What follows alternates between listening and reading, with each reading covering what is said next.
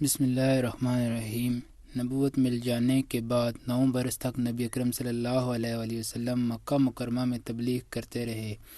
اور قوم کی ہدایت اور اصلاح کی کوشش فرماتے رہے، لیکن تھوڑی سی جماعت کے سوا جو مسلمان ہو گئی تھی اور تھوڑے سے ایسے لوگوں کے علاوہ جو باوجود مسلمان نہ ہونے کے آپ کی مدد کرتے تھے، اکثر کفار مکہ آپ صلی اللہ علیہ وآلہ وسلم اور آپ صلی اللہ علیہ وسلم کے صحابہ رضوان اللہ اجمعین کو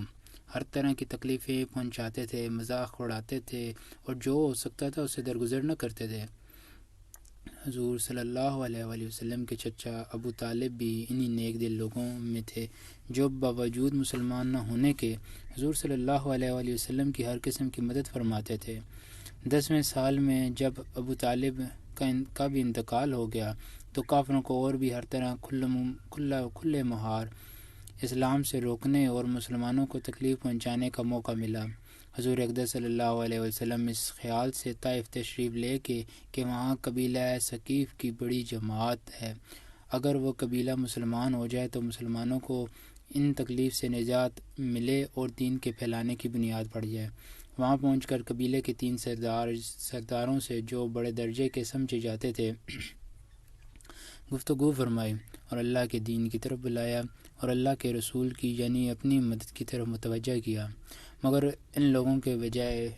نے بجائے اس کے کہ دین کی بات کو قبول کرتے یا کم سے کم عرب کی مشہور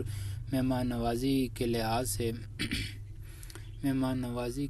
سے ایک نوارد مہمان کی خاطر مدارت کرتے صاف جواب دے دیا اور نہایت بے رخی اور بد اخلاقی سے پیش آئے۔ لوگوں نے یہ بھی گوارا نہ کیا کہ آپ صلی اللہ علیہ وآلہ وسلم یہاں قیام فرما لیں۔ جن لوگوں کو سردار سمجھ کر بات کی تھی وہ شریف ہوں گے اور مہذب گفتگو کریں گے۔ ان میں سے ایک شخص بولا کہ اوہو، آپ ہی کو اللہ نے نبی بنا کر بھیجا ہے۔ دوسرا بولا کہ اللہ کو تمہارے سوا کوئی اور ملتا ہی نہیں تھا جس کو نبی بنا کر بھیجتے۔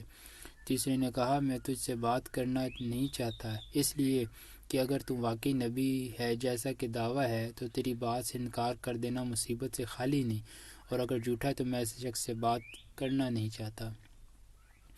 اس کے بعد ان لوگوں سے نا امید ہو کر حضور اکرم صلی اللہ علیہ وآلہ وسلم نے اور لوگوں سے بات کرنے کا ارادہ فرمایا کہ آپ صلی اللہ علیہ وسلم تو ہمت اور استقلال کے پہاڑ تھے، مگر کسی نے بھی قبول نہ کیا، بلکہ بجائے قبول کرنے کے حضور صلی اللہ علیہ وآلہ وسلم سے کہا کہ ہمارے شہر سے فوراً نکل جاؤ اور جہاں تمہاری چاہت کی جگہ ہو وہاں چلے جاؤ۔ حضور اکرم صلی اللہ علیہ وسلم جب ان سے بالکل مایوس ہو کر واپس ہونے لگے تو ان لوگوں نے شہر کے لڑکوں کو پیچھے لگا دیا کہ آپ صلی اللہ علیہ وآلہ وسلم کا مذاق اڑائیں، کہ تالیاں پیٹیں، پتھر ماریں، حتیٰ کہ آپ صلی اللہ علیہ وآلہ وسلم کے دونوں جوتے خون کے جاری ہونے سے رنگین ہو گئے۔ حضور اقدس صلی اللہ علیہ وآلہ وسلم اسی حالت میں واپس ہوئے۔ جب راستہ میں ایک جگہ ان شریروں سے اطمینان ہوا تو حضور صلی اللہ علیہ وسلم نے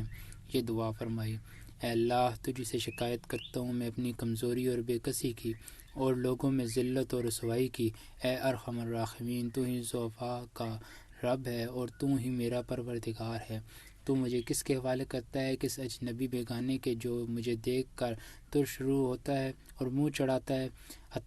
چڑھاتا ہے، یا کہ کسی دشمن کے جس کو تو نے مجھ پر قابو دے دیا۔ اے اللہ، اگر تو مجھ سے ناراض نہیں ہے تو مجھے کسی کی بھی پرواہ نہیں ہے، تیری حفاظت مجھے کافی ہے۔ میں تیرے چہرے کے اس نور کے طفیل جس سے تمام اندھیریاں روشن ہو گئیں اور جس سے دنیا اور آخرت کے سارے کام درست ہو جاتے ہیں، اس بات سے پناہ مانگتا ہوں کہ مجھ پر تیرا غصہ ہو یا تو مجھ سے ناراض ہو۔ تیری ناراضی کا اس وقت تک دور کرنا ضروری ہے جب تک تو راضی نہ ہو، نہ تیرے سوا کوئی طاقت ہے نہ قوت۔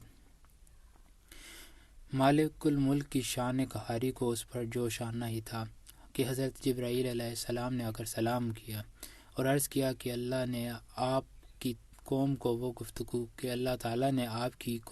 گفتگو جو آپ سے ہوئی سنی اور ان کے جوابات سنے، اور ایک فرشتہ کو جو اس کے متعلق پہاڑوں کی خدمت ہے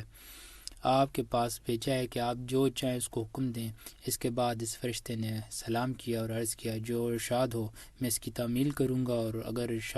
ارشاد ہو تو دونوں جانب کے پہاڑوں کو ملا دوں گا جس سے یہ سب درمیان میں کچل جائیں۔ یا جو آپ سزا تجویز فرمائیں۔ حضور صلی اللہ علیہ وسلم کی رحیم کریم ذات نے جواب دیا کہ میں اللہ سے اس کی امید رکھتا ہوں کہ اگر جو مسلمان نہیں ہوئے تو ان کی اولاد میں سے ایسے لوگ پیدا ہوں جو اللہ کی پرستش کریں اور اس کی عبادت فرمائیں۔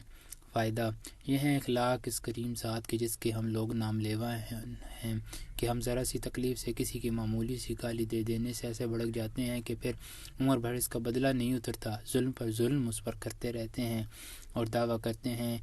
اپنے محمدی ہونے کا، نبی کے پیرو بننے کا۔ نبی کریم صلی اللہ علیہ وآلہ وسلم اتنی سخت تکلیف اور مشقت اٹھانے کے باوجود نہ بددعا فرماتے ہیں نہ کوئی بدلہ لیتے ہیں۔